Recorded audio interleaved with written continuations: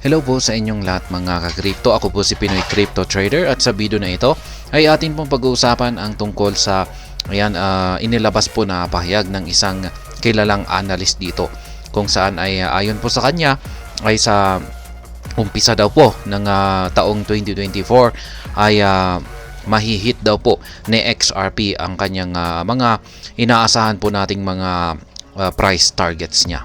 Kaya yan, bago po tayo magpatuloy ay nais ko lamang po munang bigyang linaw ang aking disclaimer kung saan ang nilalaman po ng video na ito ay hindi po ito isang financial advice.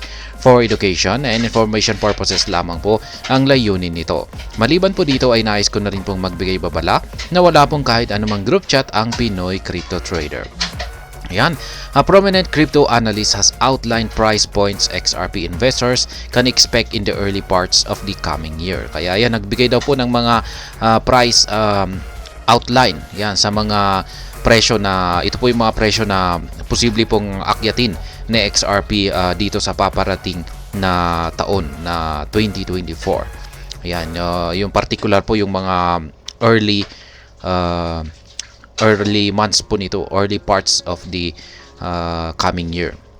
Ayan, in a recent YouTube video, crypto analyst Austin Hilton shared insights into the outlook of XRP. He argued for a potential dramatic surge in its price despite the ongoing market correction. Kaya ayan, ayon po sa insight ni Ginoong Austin Hilton, ay magkakaroon daw po ng isang dramatic surge. Yan, potential na dramatic surge.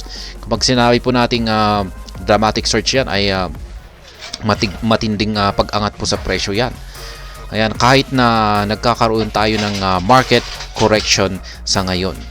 Kaya yan, Hilton quoted data from other prominent analysts and pointed to an on-chain metrics that indicate favorable conditions for XRP, making it an attractive investment opportunity.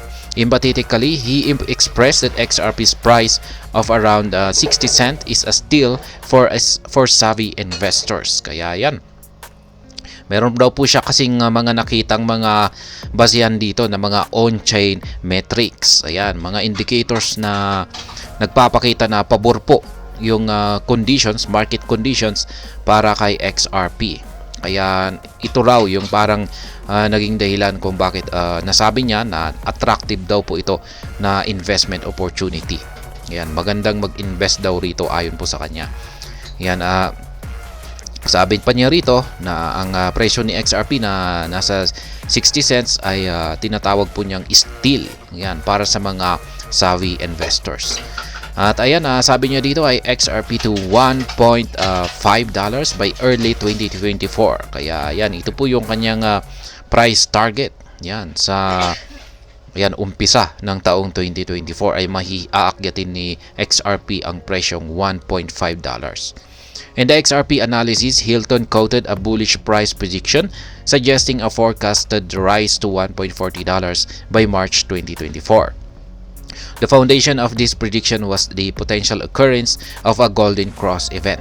This is a technical analysis pattern that often signals a solid upward trend. Kaya yan, yung $1.4 daw po na ito ay na makakamit ni XRP yan sa mga umpisa ng taong 2024 ay dulot daw po kasi ito ng pagkakabuo ng golden cross pattern.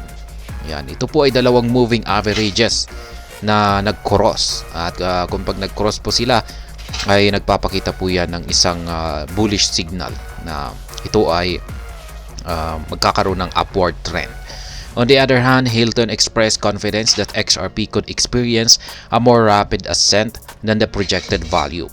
He rested his stronger bullish sentiment on a couple of critical catalysts. Kaya yan, yun kaya Ginoong Hilton ay mas posible pong makaranas si XRP ng mabilis na pag-angat sa kanyang presyo at posible pong mas mataas pa yung kanyang aakyatin kumpara sa $1.5 na projected value. Yeah, and one major factor Hilton stressed was the timeline for approval of a Bitcoin spot exchange traded fund. He cited Bloomberg analyst suggesting a possible green light by January 10. Kaya yan, ito raw po yung isang factor na magdudulot dito sa pagsabog ng market price ni XRP. Yung approval ng Bitcoin spot exchange traded fund na posible pong mangyari dito sa buwan ng January. Ayan, January 10 daw po. Ayan, pero ang US SEC ay wala pa silang ibinibigay na saktong petsa.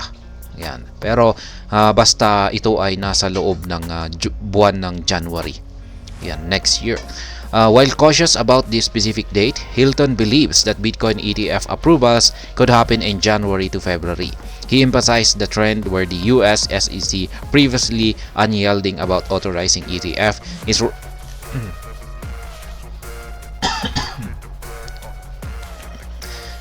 running out of grants to say no. Kaya yan, posible daw po palang umabot ng February yung approval ng Bitcoin ETF. Ayan, January to February.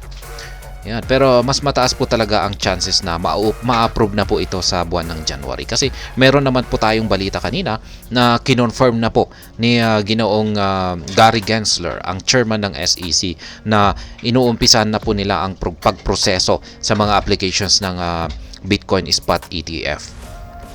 Notably, the Bitcoin ETF sentiment is that it unleashes a floodgate of capital into the crypto market, with blue chip projects like XRP benefiting from it. Moreover, the YouTuber pointed out to the upcoming Bitcoin halving as an additional factor that could possibly impact XRP. Ayan. Yung Bitcoin ETF po kasi na ito ay magdudulot ito ng tinatawag nilang floodgate. Ito po yung pagpasok ng maraming or malalaking funds dito sa crypto markets. Kaya yan, ang mas magkakaroon po ng benefit dito ay yung mga well-established na mga cryptocurrencies. Siyempre, kasama na po dyan si Bitcoin, si Ethereum, at siyempre si XRP. Kaya yan.